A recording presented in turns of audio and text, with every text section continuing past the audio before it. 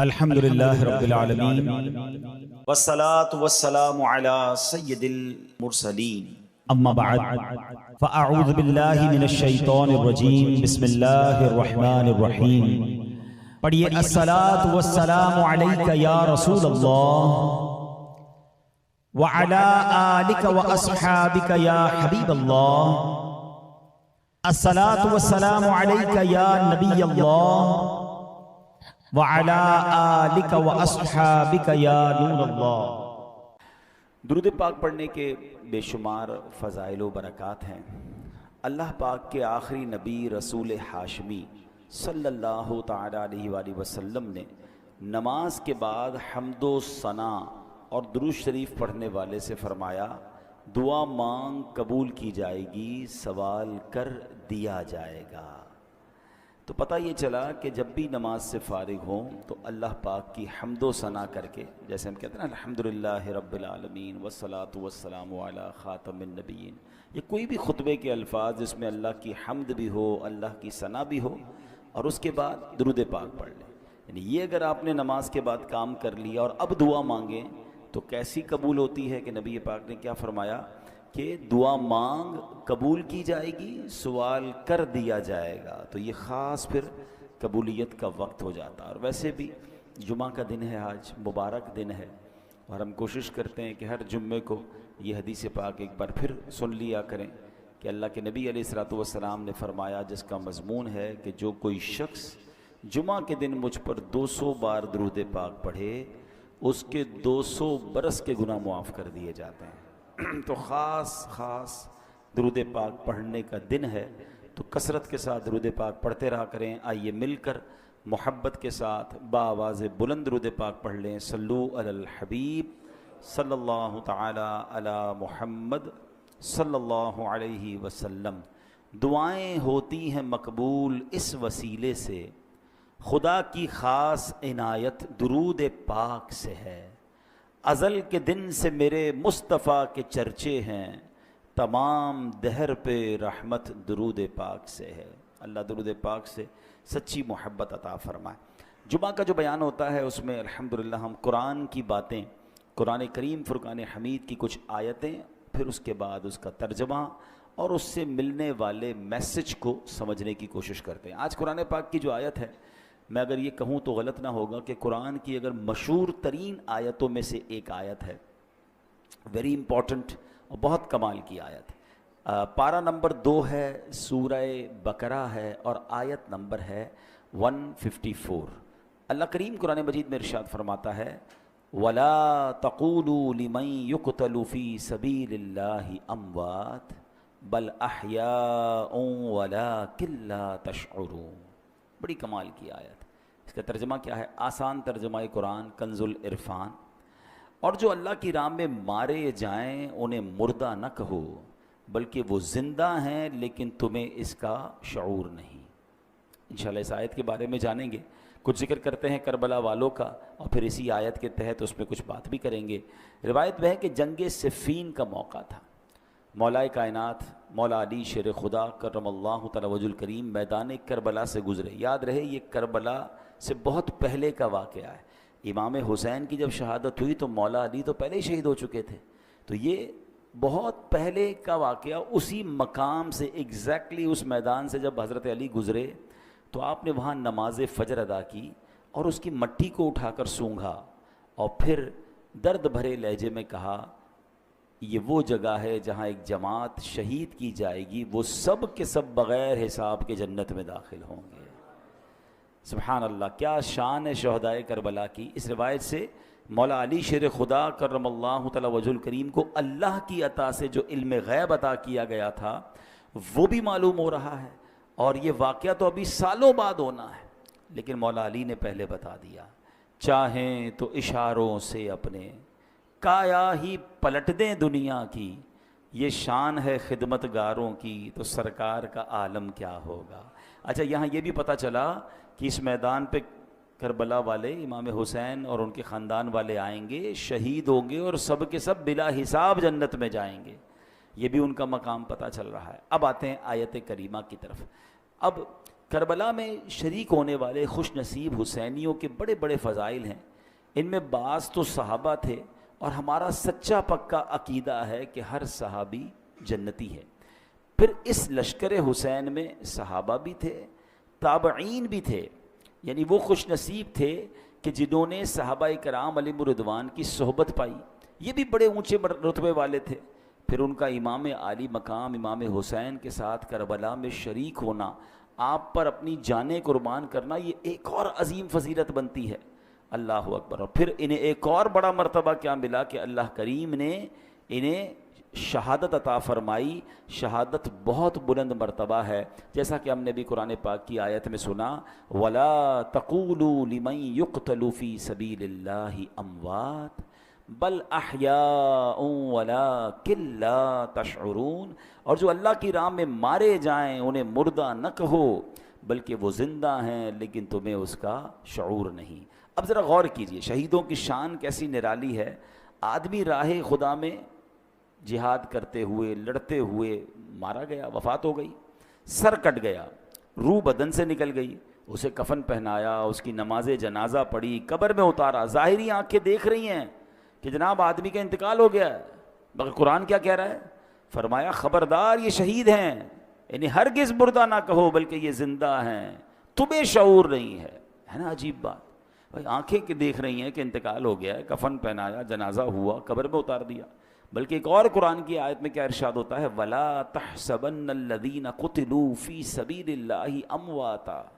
قرآن کہتا ہے جو اللہ کی راہ میں شہید کیے گئے ہرگز انہیں مردہ خیال نہ کرنا. اللہ اکبر. یعنی کہنا تو دور کی بات ہے، اپنے دل میں بھی شہید کو مردہ بھی سوچنا بھی نہیں ہے. دو آیتیں یاد رکھیے کہ ایک جگہ کہا کہ انہیں مردہ نہ کہو، یہ زندہ ہیں، تمہیں شعور نہیں ہے. دوسری جگہ فرمایا ان کے بارے میں مرنے یعنی موت کا، یعنی یہ مردہ ہو گئے، اس بات کا خیال بھی دل میں نہیں لانا ہے. اللہ اکبر. کیوں؟ کیونکہ یہ دنیا سے چلا گیا ہے، اللہ پاک کے ہاں اب بھی زندہ ہے، اسے رزق دیا جاتا ہے. اب ذرا آگے چلتے ہیں. ڈاکٹر اقبال نے ایک سمجھ لے کہ بہت پیاری تشریح زندگی کی ہے. وہ لکھتے ہیں برتر از اندیشہ سود و ضیاء ہے زندگی، ہے کبھی جاں کبھی تسلیم جاں ہے زندگی. مطلب کیا ہے کہ یعنی زندگی نفع و نقصان سے بڑھ کر کوئی چیز ہے. سانسیں لیتے رہنا بھی زندگی ہے، اور اللہ پاک کے نام پر سر قربان کر دینا بھی زندگی ہے. موت کو سمجھے ہیں غافل اختتام زندگی، موت کو سمجھے ہیں غافل اختتام زندگی، ہے یہ شام زندگی صبح دوام زندگی. یعنی یہ غافل لوگ سمجھیں کہ بھئی موت ہو گئی تو زندگی ختم ہو جائے گی. نہیں، بلکہ موت زندگی کا اختتام نہیں ہے. ہاں، موت ایک موڑ ہے جہاں سے بندہ فانی زندگی سے نکل کر دائمی اور حقیقی زندگی کا آغاز کرتا ہے. اور یہی ہمارا عقیدہ ہے.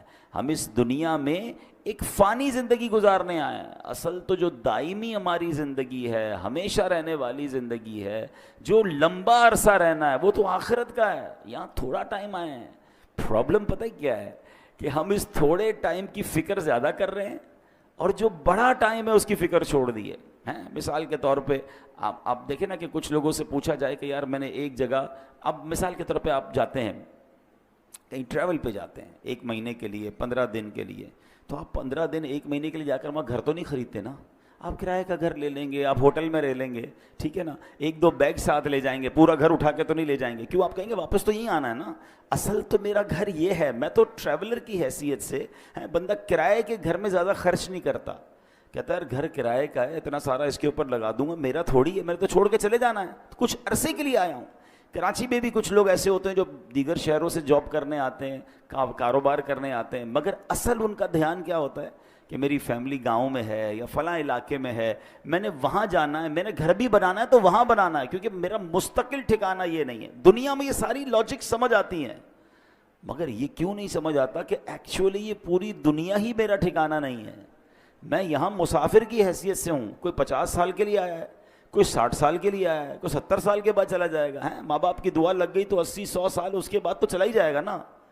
وہاں 25-50-100 سال کی کہانی نہیں ہے. ذرا سمجھیے، حضرت آدم سے لے کر آج تک لوگ قبروں میں جا رہے ہیں. کہاں ہیں وہ؟ بتائیے نا، کہاں ہیں؟ قبروں میں ہے نا. ہزاروں سال ہو گئے، ہزاروں سال سے قبر میں ہے کوئی بندہ، تو بتاؤ دنیا میں تو 60-70 سال رہا، قبر میں ہزاروں سال سے ہے، تو اس کا مطلب بڑا ٹھکانہ تو قبر تھا.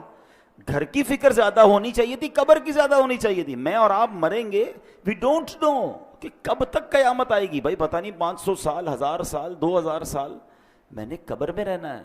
اور قبر ایک باکس کا نام نہیں ہے. یہ غیر مسلموں کا عقیدہ ضرور ہوتا ہوگا کہ جناب بندہ قبر میں جائے اور اس کے بعد اس کا فنش سب ختم. نہیں، ہمارا ایمان ہے کہ قبر میں حساب سوال بھی ہوں گے، قبر میں جناب عذاب اور جزا ہوگی. نبی پاک علیہ الصلوۃ والسلام نے واضح طور پر فرمایا، میرا ایمان، میں نے کلمہ پڑھا اپنے نبی علیہ السلام کا، ان کا فرمان میرے لیے آخری دلیل. میرے آقا فرماتے ہیں جس کا مضمون ہے قبر 2 طرح کی ہوتی ہے. قبرستان جاتے ہیں نا، قبرستان میں اوپر سے قبریں ایک جیسی دکھتی ہیں. ہاں، وہ ایک جملہ ہے نا، محاورہ، قبر کا حال مردہ جانتا. بالکل ٹھیک ہے. آپ مثال کے طور پہ ڈیفینس میں چلے جائیں یا کسی ایسی سوسائٹی میں جائیں کہ جس سوسائٹی میں سوسائٹی والوں نے ایک جیسے بنگلے بنائے ہوں، تو آپ کیا کہیں گے؟ یار بنگلے دیکھ کے تو پتہ ہی نہیں چلتا اندر امیر کون ہے غریب کون ہے. پاکستان میں تو خیر اب ہر اسٹائل کا گھر دیکھ کر اندازہ ہو جاتا ہے. اگر آپ یو کے جائیں یا بیرون ملک میں کئی ایسے ملک ہیں جہاں سب گھر ایک جیسے ہوتے ہیں، اندر رہنے والے کا پتہ ہی نہیں چلتا کہ اس میں سے امیر کون ہے غریب کون ہے، کیونکہ سب کے گھر ایک جیسے ہیں. بالکل اسی طرح قبرستان ہوتا ہے، سب کی قبریں اوپر سے ایک جیسی دکھتی ہیں، مگر ہمیں نہیں پتا کہ کس کی قبر میں عذاب ہو رہا ہے، کس کی قبر جنت کا باغ بنی ہوئی ہے. میرے نبی علیہ الصلوۃ والسلام نے فرمایا نا کہ قبر 2 طرح کی ہوتی ہے. دیر از نو تھرڈ آپشن. ہاں، ایک اور بات سمجھیے، کراچی کی بات کر لیتے ہیں. کراچی میں رہنے کے کتنے سارے آپشنز ہیں، کتنی ساری کیٹیگریز بنتی ہیں. اگر غور کریں، کچھ لوگ ہیں جو روڈ پہ سوتے ہیں، غریب ہیں بیچارے، گھر نہیں ہیں. ایسے بھی آپ کو لوگ کراچی میں ملیں گے. کچھ لوگ ہیں جو بیچارے جھونپڑیوں میں رہتے ہیں، ان سے اوپر ہیں مگر بہت غریب ہیں، بیچارے جھونپڑیاں بنا کے رہتے ہیں. اور اوپر جائیں تو کچھ لوگ ہوں گے جو غریب علاقوں میں رہتے ہیں، جس کو ہم لوور کلاس کہتے ہیں. ٹھیک ہے. پھر اس کے بعد اس سے تھوڑا سا بہتر علاقہ آ جائے گا تو اس کو لوور مڈل کلاس کہتے ہیں. ٹھیک ہے. پھر اس کے بعد مڈل کلاس کے علاقے آتے ہیں. اوپر چلیں تو اپر مڈل کلاس ہے. پھر اس کے بعد اپر کلاس ہے، اور آگے جائیں تو کہتے ہیں ایلیٹ کلاس ہے. یہ کتنے کیٹیگری بن گئی ہیں. کراچی میں میرے حساب سے 15 لاکھ کے گھر میں بھی کوئی رہتا ہے اور 150 کروڑ کے گھر میں بھی کوئی رہتا ہوگا. کتنا فرق ہے نا. تو کیٹیگریز ہیں، مگر قبر میں 2 ہی کیٹیگریز ہیں، یہ سمجھنا ہے. نبی پاک نے فرمایا 2 کے علاوہ تیسری نہیں ہے. 2 قبر 2 طرح کی ہوتی ہے. اب میں نے اور آپ نے چوز کرنا ہے اسی زندگی میں لائف اچھی گزار کر کے ان 2 میں سے کون سی کیٹیگری میں جانا ہے. آقا فرماتے ہیں یا تو جنت کے باغوں میں سے ایک باغ ہوتی ہے، یا تو دوزخ کے گھڑوں میں سے ایک گھڑا. اب پلیز اس بات کو ریئلائز کیجئے، میں ادھر ہمیشہ نہیں رہوں گا. میرا پہلا ٹھکانہ قبر ہے، وہ تو اچھی بنے، 2 میں سے ایک ہی بنے گی نا، یا تو جنت کا باغ یا جہنم کا گھڑا. فیصلہ کیسے ہوگا؟ فیصلہ اس لائف سے ہوگا کہ جو دنیا میں 50 60 70 سال گزار کر لائے، وہ ایسی گزاری کہ اللہ راضی، اس کے حبیب راضی، تو پھر تو جنت کے مزے ہیں قبر میں، پھر تو ٹینشن ہی نہیں ہے. حدیث پاک کے ایک الفاظ ہیں بڑے پیارے ہیں کہ جب اللہ کا نیک بندہ قبر میں جاتا ہے نا، جیسے رب راضی ہو، تو پتہ ہے اس کو فرشتے آ کے کیا کہتے ہیں؟ نم کا نومۃ العروس، سو جا کہ جیسے دلہن سوتی ہے، سکون سے. ہاں، جنت کی کھڑکی کھل جائے اور وہ مزے میں. لیکن اللہ جس سے ناراض ہوا، نبی پاک علیہ الصلوۃ والسلام کی احادیث میں مضمون ملتا ہے. میرے آقا نے نا دونوں ہاتھ ملا کر بتایا کہ بے نمازی کو قبر ایسے دبائے گی کہ اس کی پسلیاں ٹوٹ پھوٹ کر ایک دوسرے میں پیوست ہو جائیں گی. آج کل عید کے دنوں میں یا کبھی دوست کوئی ملے ذرا جاندار قسم کا، زور سے دبا دے تو چیخ نکل جاتی ہے. تو جب قبر دبائے گی نا، تو نبی پاک نے یہ فرمایا. اب یہ تو صرف بے نمازی کی سزا ہے، سود خور ہے، ظلم کرنے والا ہے، قتل کرنے والا ہے، زیادتی کرنے والے ہیں، اللہ کو ناراض کرنے والے کام چھوڑ دیں. ہم یار ہمیشہ نہیں رہیں گے، اس بات کو سمجھ جائیں. میں پھر یہ شعر سناتا ہوں، کیا کمال کی بات ہے، اللہ کرے سمجھ آ جائے. موت کو سمجھے ہے غافل اختتام زندگی، ہے یہ شام زندگی صبح دوام زندگی. اصل زندگی تو اس زندگی کے بعد شروع ہونی ہے. میں اور آپ یہاں پر آئے پھر کیوں ہیں بھائی؟ ہم ایک ٹیسٹ دینے آئے ہیں. Please try to understand. آپ سب نے ٹیسٹ دیے ہوں گے. آپ میں سے کوئی اسکول کا ٹیسٹ دیا ہوگا، کسی نے مدرسے کا دیا ہوگا، کسی نے کالج کا دیا ہوگا. ٹیسٹ روم میں ہمارا فوکس کیا ہوتا ہے؟ پیپر ٹھیک ہو جائے ہیں. کوئی اور کام نہیں کرتے, ادھر جا کے کوئی سوتا نہیں ہے تکیہ لے کے کہ بھائی چلو 3 گھنٹے کا پیپر ہے 2 گھنٹے سو جاؤں اور اس کے بعد آدھا گھنٹہ کھیل کود کر لوں, آخری آدھا گھنٹہ دیکھ لوں گا, اتنی دیر میں 2 گھنٹہ بچ جائے گا, چلو بھائی پیپر واپس کرو. ایگزیکٹلی زندگی ایسی ہی ہے. اور میں نہیں کہہ رہا میں کو قرآن کی آیت سناؤں گا, اور تقریباً وہ آیت سناؤں گا جو آپ سب نے کئی بار سنی ہوگی. وہ کون سی آیت ہے؟ اللہ قرآن میں فرماتا ہے الذی خلق الموت والحیات لیبلوکم ایکم احسن عملا. کچھ سنی لگ رہی ہے نا, ہے یہ سورہ ملک میں آیت ہے. اللہ کیا فرماتا ہے, ہم نے موت اور زندگی کو اس لیے پیدا کیا کہ دیکھیں تم میں سے کون اچھے عمل کر کے آتا ہے. یعنی اٹ مینس مجھے اور آپ کو بھیجا گیا ہے, اور اب واپس جب جائیں گے نا تو پھر چیک کیا جائے گا کہ کون اچھے عمل کر کے لایا. دیٹ از دا ریزن, اس لیے آیا ہوں میں یہاں پر. نہیں مگر یہاں تو قبر کی فکر ہی ختم, موت کی تو بات ہی کوئی نہیں کرتا نا. مرنے کی بات نہ کرو بھائی, کوئی اور بات کرو. پلاننگ بتاؤ اگلے 5 سال بعد کیا کرنا ہے, 10 سال بعد کیا کرنا ہے, اگلا فیوچر کیا ہوگا, دنیا میں کیا دیکھنا ہے. اچھا میرے اللہ نے دنیا بھی بڑی اچھی بنائی ہے, ہمیں دنیا میں انجوائے کرنے سے منع نہیں کیا, ہمیں کھانے پینے گھومنے پھرنے فیملی کو ٹائم دینے سے منع نہیں کیا, مگر اس میں کنڈیشن ایک ہی رکھی گئی ہے, یہ سب کام کرنے ہیں حرام کام سے بچ کر. بچوں کو کھلائیں اس کا ثواب ہے, فیملی پہ خرچ کریں اس کا ثواب ہے, بچوں کو خوش کریں اس کا ثواب ہے, اپنے دوستوں کو کھانا کھلائیں اس کا بھی ثواب رکھا گیا. مگر نیت کیا ہے؟ تفاخر کی, غرور کی, پراؤڈ کی, لوگوں پر روب جمانے کی نہیں. نیت اللہ کی رضا. پھر اس کے بعد حرام کام اس میں ایڈ کر دیتے ہیں ہم. بچوں کو کھلاتے کھلاتے بچوں کو حرام جگہ پہ لے جاتے ہیں, بچوں کو خوش کرتے کرتے ان کو سنیما لے جاتے ہیں. خوش کریں نا, کس نے بنا کیا ہے, لیکن حرام چیزوں سے بچیں. تو ایسی بہت ساری ڈیٹیل ہے, لیکن میں نے بس چلے, میرا موضوع چونکہ آج شہید ہے, لیکن بات چلی تو میں اس طرف لے گیا کہ مجھے اور آپ کو بھی جس طرح دنیا میں اپنے گھر کی فکر ہے, جس طرح دنیا میں رہنے کے کل کیا ہوگا, سال بعد کیا ہوگا, 5 سال بعد کیا ہوگا, سوچتے رہتے ہیں.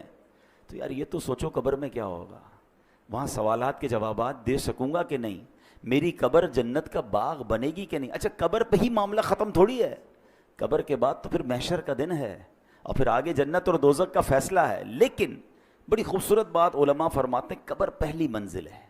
جو ادھر کامیاب ہو گیا نا وہ آگے بھی کامیاب, یعنی پہلا ٹیسٹ پاس ہو گیا ہے تو آگے بھی خیر ہے. ادھر ہی پھنس گیا. حضرت عثمان غنی رضی اللہ تعالیٰ عنہ کتنی عظیم ہستی ہیں, آپ عشرہ مبشرہ میں سے ہیں, ذوالنورین ہیں, قطعی جنتی ہیں, نبی پاک سے کئی بار جنت کی بشارت سنی ہے.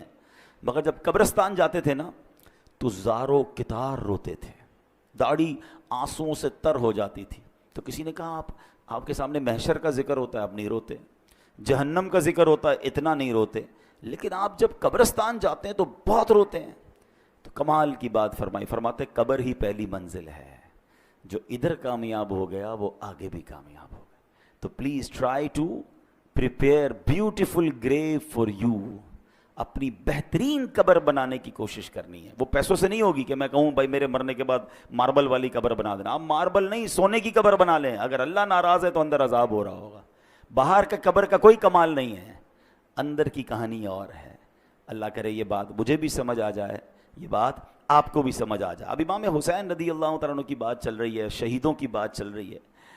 حضرت زید بن ارقم رضی اللہ تعالیٰ عنہ, شہید زندہ ہوتا ہے نا. اب ذرا سنیے گا واقعہ, میں امام حسین کا واقعہ سنانے لگا ہوں. صحابی رسول ہیں حضرت زید بن ارقم, کہتے ہیں جب یزیدی لشکر نے ظلم پہ ظلم ڈھایا کہ امام عالی مقام کے سر انور کو معاذ اللہ جب نیزے پر اٹھا لیا گیا, شہید کر کے سر مبارک کو معاذ اللہ کٹ کر کے اب نیزے پر اٹھا کر اسے گلی گلی لیے پھرتے تھے. اللہ اکبر. وہ سمجھتے تھے کہ ہم ان کو معاذ اللہ ان کی عزت ختم کر رہے ہیں, بلکہ یہ نیزے پر سر مبارک کو لے کر گھومنا بھی ان کی عزتوں کو بڑھا رہا تھا. کیا خوبصورت بات شاعر لکھتے ہیں نا, سر شہیدان محبت کے ہیں نیزوں پر بلند, اور اونچی کی خدا نے قدر و شان اہل بیت. تو وہ کہتے ہیں کہ جب میں نے دیکھا کہ امام حسین کے سر کو لے جایا جا رہا ہے تو میں اپنے مکان کے اوپر والے حصے میں تھا, بالا خانے میں تھا. تو بدبخت یزیدی جب حضرت امام حسین کے سر انور کو لے کر جا رہے تھے نا, تو میں نے امام حسین کے منہ مبارک سے یعنی سر سے تلاوت کی آواز سنی اور آپ یہ آیت پڑھ رہے تھے سورہ کہف کی، ام حسبت ان اصحاب الکہف ام حسبت ان اصحاب الکہف والرقیم کانوا من آیاتنا عجبا، کیا تمہیں معلوم ہوا کہ پہاڑی، غار اور جنگل کے کنارے والے وہ ہماری نشانیوں میں سے ایک عجیب نشانی تھے۔ اللہ اکبر، عبادت ہو تو ایسی ہو، تلاوت ہو تو ایسی ہو، سرے شبیر تو نیزے پہ بھی قرآن سناتا ہے۔ یہاں امام حسین کے چاہنے والوں کو ایک میسج بھی ہے کہ میرے امام تو تلوار پر، نیزے پر بھی قرآن پڑھتے تھے، اور آج پنجتن کے غلام کہلانے والوں کو کیا قرآن پڑھنا آتا ہے؟ اور پھر آتا ہے تو پڑھتے کتنا ہے؟ ایسا نہ کریں۔ حسینی طریقہ یہ ہے کہ ہم روز جو ہے قرآن پاک کی تلاوت کریں۔ عرب کے کسی عقل مند نے بڑی پیاری بات کہی، لکھتا ہے ان الناس یعیشون و یموتون لیکن الشہداء یعیشون و یعیشون، کہتے ہیں انسان جیتے رہتے ہیں پھر مر جاتے ہیں، مگر شہید جیتے ہیں پھر شہید ہو کر ہمیشہ کی زندگی کو پا لیتے ہیں۔ تو شہیدوں کا مرتبہ تو بڑے کمال کے ہیں۔ اللہ اکبر۔ علماء کہتے ہیں کہ شہید کیوں کہا جاتا ہے، لفظ شہید کیوں کہا جاتا ہے، تو کہا کیونکہ شہید زندہ ہوتا ہے اور اس کی روح ہمیشہ حاضر رہتی، کیونکہ شہید کے جو لفظی معنی ہے نا وہ ہے حاضر کے، ٹھیک ہے، حاضر، موجود، گواہ، یہ شہید کے ایگزیکٹلی معنی ہے۔ تو جو اللہ کی راہ میں شہید ہوتے ہیں ان کو شہید کیوں کہتے ہیں؟ فرمایا کہ شہید تو زندہ ہوتا ہے، اس کی روح ہمیشہ حاضر ہی رہتی ہے، لہٰذا اسے شہید کہا جاتا ہے۔ ایک وجہ فرمائی کہ اللہ پاک اور فرشتے اس کے جنتی ہونے کے گواہ ہو جاتے ہیں، اس لیے اس کو شہید کہا جاتا ہے۔ جیسے اس کی روح نکلتی ہے، جنتی انعامات دیکھ لیتی ہے، یہ روح نکلتے وقت صرف رحمت کے فرشتوں کو دیکھتا ہے، عذاب کے فرشتوں کو نہیں دیکھتا، اور شہید کے لیے فرشتے اس کے اچھے خاتمے کے گواہ ہوتے ہیں، اس لیے اس کو شہید کہا جاتا ہے۔ اللہ اکبر۔ مفتی احمد یار خان نعیمی رحمۃ اللہ تعالی علیہ نے اس کی بڑی پیاری وجہ لکھی، وہ فرماتے ہیں دیگر مسلمان قیامت کے دن حساب کتاب سے فارغ ہو کر جنت میں پہنچیں گے، اس سے پہلے ان کی قبر میں جنت کی ایک کھڑکی کھولی جاتی ہے، مگر شہید وہ خوش بخت ہے کہ روح نکلتے ہی وہ ڈائریکٹ جنت میں پہنچ جاتا ہے، وہاں کی سیر بھی کرتا ہے، وہاں کے رزق بھی کھاتا ہے۔ تو یہ مرتبہ ہوتا ہے شہید کا۔ اور شہید سے اللہ کریم جب قیامت کے دن پوچھے گا نا کہ اور تمہیں کچھ چاہیے، تو کہیں گے یا اللہ تو نے جنت کی سیر کی اجازت دی ہے، ہم جنت کے نعمتیں کھاتے ہیں، اور کیا چاہیے؟ اور کچھ چاہیے۔ جب 3 بار سوال ہوگا اللہ اکبر تو پھر شہید کہے گا کہ یا اللہ مجھے واپس بھیج دے، میں پھر تیری راہ میں شہید ہونا چاہتا ہوں۔ شہادت کا مرتبہ اور اس کا لطف اور اس کا مزہ یہ ہے کہ بندہ پھر شہید ہونا چاہتا ہے۔ تو یہ ہے شہیدوں کا مرتبہ اور کمال۔ اے میرے پیارے اسلامی بھائیوں، اب نبی پاک علیہ الصلوۃ والسلام ایک بار ممبر پر خطبہ ارشاد فرما رہے تھے۔ ایک صحابی حاضر ہوئے، یا رسول اللہ صلی اللہ علیہ وسلم، اگر میں ثواب کی امید پر راہ خدا میں لڑوں، بہادری بھی دکھاؤں، پیٹھ پھیر کر نہ بھاگوں، آخر شہید ہو جاؤں تو کیا میرے سارے گناہ بخش دیے جائیں گے؟ فرمایا ہاں تمہارے سارے گناہ بخش دیے جائیں گے، مگر قرض کی معافی نہیں ہوگی۔ ابھی تک تو ہم شہید کا مرتبہ سن رہے ہیں نا، مگر اب ذرا یہ بات غور سے سنیے۔ نبی پاک ایک حدیث میں میرا آقا نے فرمایا اول ما یحراق من دم الشہید یغفر له ذنبه كله الا الدین۔ آقا فرماتے ہیں شہید کے خون کا پہلا قطرہ گرتے ہی اس کے سب گناہ بخش دیے جائیں گے، ہاں قرض معاف نہیں ہوتا۔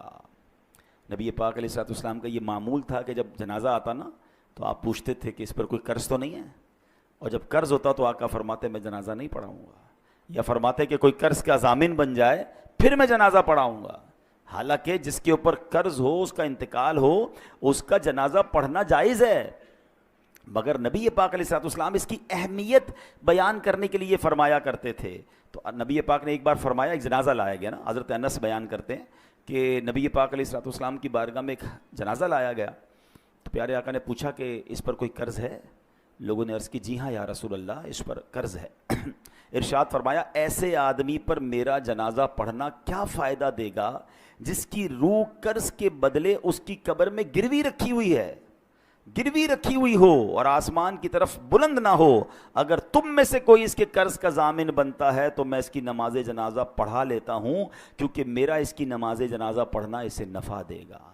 یعنی قبر میں روح گروی رکھ دی جاتی ہے، آسمان کی طرف بلند نہیں ہوتی ہے اگر کوئی مقروض ہو کر مرتا ہے۔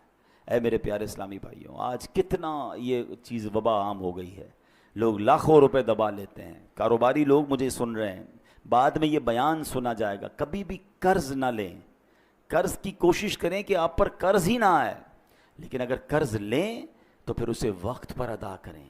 ہاں آج کل تو معاملہ ہی الگ ہے نا، قرض لیتے وقت بندہ اور ہوتا ہے اور لینے کے بعد انداز ہی بدل جاتا ہے۔ بندہ کہتا ہے یہ وہی آدمی تھا جس کو پیسے دیے، بڑی منتیں کر کے بڑی ریکویسٹ کر کے پیسے لیے تھے، اب پیسے لینے کے بعد نہ فون اٹھا رہا ہے نہ جواب دے رہا ہے، بیچارہ جس کے پیسے وہ دھکے کھا رہا ہے۔ یہ نہ کیا کریں۔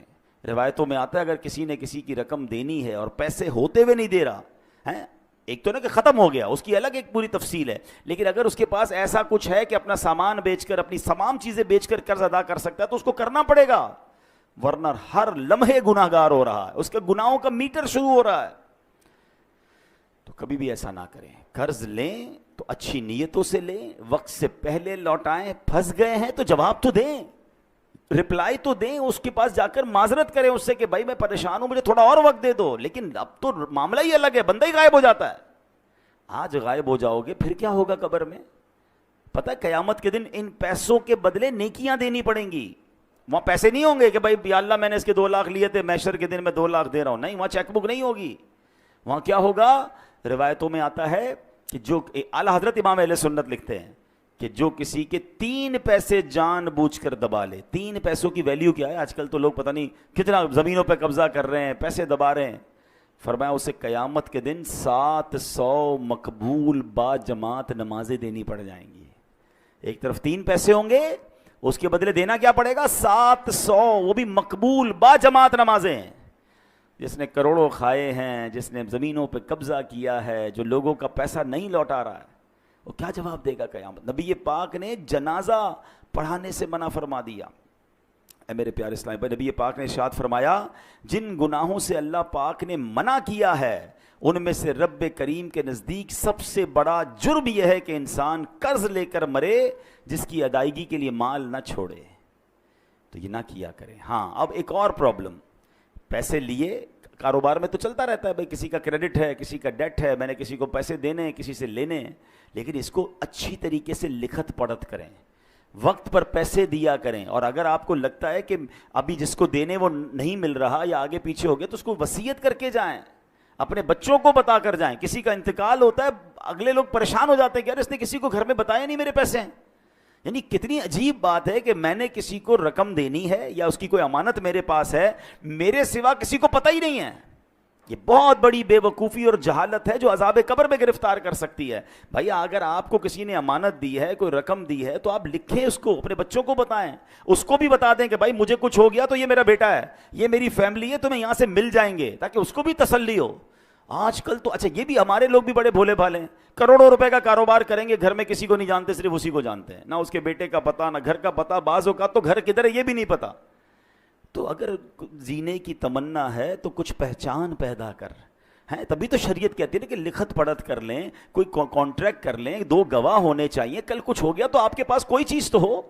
یہاں ہماری بھی غلطی ہوتی ہے، لیکن بالخصوص ان لوگوں کو سوچنا چاہیے کہ جن پر لوگوں کا آتا ہے اور انہوں نے دینے کا انتظام پراپر نہیں کیا، کیونکہ ہم تو چلے جائیں گے۔ ابھی میں نے بہت تفصیل سے بتایا کہ قبر کتنی بڑی ہماری منزل ہے۔ قبر میں اگر ہم عذاب سے بچنا چاہتے ہیں تو اپنے اوپر قرض چھوڑ کر نہ جائیں، اور اگر قرض چھوڑ کر جائیں تو اس کی وصیت ہو، اس کا انتظام ہو، اس کی سب سے پہلے دیکھیں نا، میت کے انتقال کے بعد شریعت کا حکم کیا ہے کہ اس کا مال ورثاء میں بعد میں تقسیم ہوگا، پہلے اس کا قرض ادا کیا جائے گا۔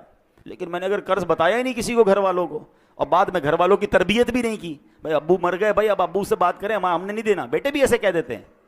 ان بیٹوں کو بھی چاہیے، ان اولاد کو بھی چاہیے کہ اپنے باپ پر، مرحوم پر بوجھ نہ رکھیں قرض کا۔ کہ آپ نے حدیث پاک سن لی ہے کہ نبی پاک نے جنازہ پڑھانے سے انکار فرمایا، اس سے بڑی تنبیہ کیا ہو سکتی ہے؟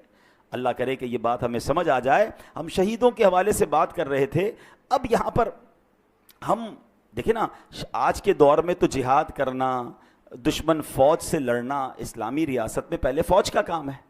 اللہ پاک ہمارے ان فوجی جوانوں کو سلامت رکھے جو ہماری سرحدوں کی حفاظت کرتے ہیں اور اللہ کی راہ میں شہید ہوتے ہیں، لیکن ہم کیسے شہید کا رتبہ پائیں؟ ہم تو سویلین ہیں، سبحان اللہ، ہمارا اسلام کتنا کمپلیٹ ہے. اب سنیے نبی پاک علیہ الصلوۃ والسلام نے کیا خوبصورت فرمایا، من سأل اللہ الشہادۃ مخلصا اعطاہ اللہ اجر شہید وان مات علی فراشہ. میرے آقا فرماتے ہیں مسند امام احمد کی حدیث کہ جو سچے دل سے شہادت کی دعا کرے وہ اگرچہ بستر پر ہی مر جائے اللہ پاک اسے شہیدوں والا ثواب عطا فرمائے گا. ہم دعا تو کر سکتے ہیں نا کہ اللہ مجھے شہادت والی موت عطا فرما. اچھا حضرت عمر فاروق رضی اللہ تعالیٰ عنہ کمال دیکھیں، آپ کی دعا کیا تھی، اللہم ارزقنا شہادتا فی سبیلک واجعل موتی فی بلد رسولک. اے اللہ مجھے شہادت والی تیری راہ میں موت بھی دے اور تیرے حبیب علیہ الصلوۃ والسلام کے شہر مدینے میں موت دے.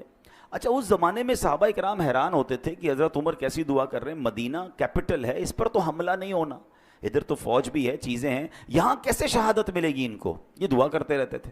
اللہ نے کیسی دعا قبول کی کہ عین مدینہ پاک میں مسجد نبوی کے اندر مصلی رسول پر امام حضرت عمر فاروق نماز فجر پڑھا رہے ہیں. آپ جگہ تو دیکھیں، مسجد نبوی، نبی پاک کا مصلی اور فجر کی نماز کی امامت کر رہے ہیں، اور اس نماز کے اوپر آپ پر، نماز کے دوران آپ پر حملہ ہوتا ہے اور اللہ کریم آپ کو شہادت کا مرتبہ عطا فرماتا ہے. تمنا تھی نا، ہم تو یہ تمنا بھی نہیں کر رہے ہوتے. تو شہید، اگر شہادت کا رتبہ، ہم دعا کریں اللہ سے، اللہ پاک کریم ہے، ہمیں موقع مل سکتا ہے. اسی طرح بہت خوبصورت ایک حدیث ہے، حضرت عبداللہ ابن عمر سے روایت ہے کہ رسول ذیشان مکی مدنی سلطان صلی اللہ علیہ وسلم نے فرمایا جو چاشت کی نماز پڑھے، ہر مہینے 3 روزے رکھا کرے، سفر ہو یا حضر، یعنی سفر میں ہو یا گھر پہ ہو، کسی حال میں بھی نماز وطر نہ چھوڑے، اس کے لیے شہید والا ثواب لکھ دیا جاتا ہے. تو یہ 3 کام غور کر سن لیں کہ چاشت کی نماز. اچھا اشراق اور چاشت بہت پیاری نمازیں ہیں، بڑے اس کے فضائل ہیں، اور یہ ہم کب پڑھ سکتے ہیں، جب فجر کا وقت ختم ہوتا ہے نا، آپ ٹائم ٹیبل پہ دیکھ سکتے ہیں، اس کے 20 منٹ گزرنے کے بعد آپ اشراق اور چاشت کے نوافل پڑھ سکتے ہیں. اس کے کم از کم 2 رکعتیں پڑھ لیں، زیادہ بھی پڑھ سکتے ہیں. اور سبحان اللہ اشراق و چاشت کی بڑی فضیلتیں ہیں. اور پھر یہ جو ہر مہینے 3 روزے رکھنے ہیں، اس میں اچھا یہ ہے کہ ایام 20 کے روزے رکھ لیے جائیں. ہر اسلامی تاریخ کی 13، 14، 15 تاریخ کو ایام 20 کہا جاتا ہے. ان دنوں میں اگر آپ روزے رکھ لیں گے انشاءاللہ تو سبحان اللہ یہ سنت کی ادائیگی کی نیت سے پیر کا روزہ بھی رکھ سکتے ہیں. تو یہ 3 روزے اگر اللہ کرے ہماری عادت بن جائے تو شہادت کا مرتبہ مل رہا ہے، تو اور کیا چاہیے. حضرت ابو قتادہ انصاری رضی اللہ تعالیٰ عنہ فرماتے ہیں نبی پاک علیہ الصلوۃ والسلام سے ہر پیر کے روزے کے بارے میں عرض کیا گیا کہ حضور آپ پیر کا روزہ رکھا کرتے ہیں، تو ارشاد فرمایا اسی دن میری ولادت ہوئی اور اسی دن مجھ پر وحی نازل ہوئی تھی. تو بہرحال اللہ کریم ہمیں ان نیکیوں پر عمل کرنے کی توفیق عطا فرمائے. اور آج جو ہم نے شہادت کے بارے میں سنا، اس کے بارے میں بھی، پھر قبر کے بارے میں ہم نے سنا کہ قبر کی تیاری کیسے کرنی ہے، پھر ہم نے قرض کے بارے میں سنا کہ قرض کے معاملات پر کتنا خیال رکھنا ہے. زندگی کا ایک اصول بنا لیں کہ میرے اوپر، میری ذات پر کسی کا کچھ رہ نہ جائے، جو بھی ہے ڈھونڈ کر تلاش کر کے اس کو پہنچائیں. دیر ہو گئی ہے تو معافی دنیا میں مانگ لیں، کیونکہ آخرت میں ہم حساب نہیں کر سکیں گے. اور ہم نے ایک اور چیز دیکھی ہے کہ جس کسی نے کسی کے پیسے کھائے ہیں، مال دبایا ہے، دنیا میں بھی اسے برباد ہوتے دیکھا ہے. اور جس کا کھایا گیا ہے نا، ہم نے حیرت انگیز طور پر ایسا دیکھا ہے کہ اللہ نے اس سے زیادہ اسے عطا فرما دیا ہے. تو مظلوم کی مدد غیب سے ہوتی ہے، ظالم برباد ہوتا ہے. اللہ ہمیں یہ سوچ نصیب فرمائے. اور یہاں پر ایک آخری بات کر کے اپنی گفتگو ختم کرتا ہوں کہ ہم نے قرآن کی آیت سے اپنے بیان کو شروع کیا تھا کہ اللہ کی راہ میں شہید ہونے والے کو مردہ نہ کہو، تمہیں شعور نہیں ہے وہ اللہ کی بارگاہ میں زندہ ہیں. تو اب ذرا ٹیکنیکلی اور لاجیکلی سمجھ لیں کہ اگر کسی نبی کا امتی شہید ہو جائے، ٹھیک ہے، وہ شہید ہو جائے تو وہ اللہ کی بارگاہ میں زندہ ہے، تو پھر نبی کی جو زندگی ہے اس کا عالم کیا ہوگا. وہ تو اس امت کے بھی آقا ہیں. تو سبحان اللہ احادیث میں بھی یہ مضمون ملتا ہے کہ اللہ نے زمین پر حرام قرار دیا ہے کہ وہ انبیاء کے جسموں کو کھائے. انبیاء حیات ہوتے ہیں اور وہاں انہیں رزق دیا جاتا ہے. یہ کمال ہے اللہ کی عطاؤں سے. تو بہرحال آج قرآن و حدیث کے ذریعے ہم نے یہ شہید کے فضائل سنے ہیں. اللہ کریم ہمیں بھی ایمان اور عافیت کے ساتھ اے کاش مدینہ منورہ میں شہادت کی موت نصیب فرمائے. آئیے حضرت عمر فاروق اعظم رضی اللہ تعالیٰ عنہ کی اسی دعا پر اپنے بیان کو اختتام سلام کرتے ہیں، آپ چاہیں تو مل کر آمین کہہ دیجئے گا۔ اللہم ارزقنا شہادتن فی سبیلک واجعل موتنا فی بلد حبیبک صلی اللہ تعالی علیہ وسلم۔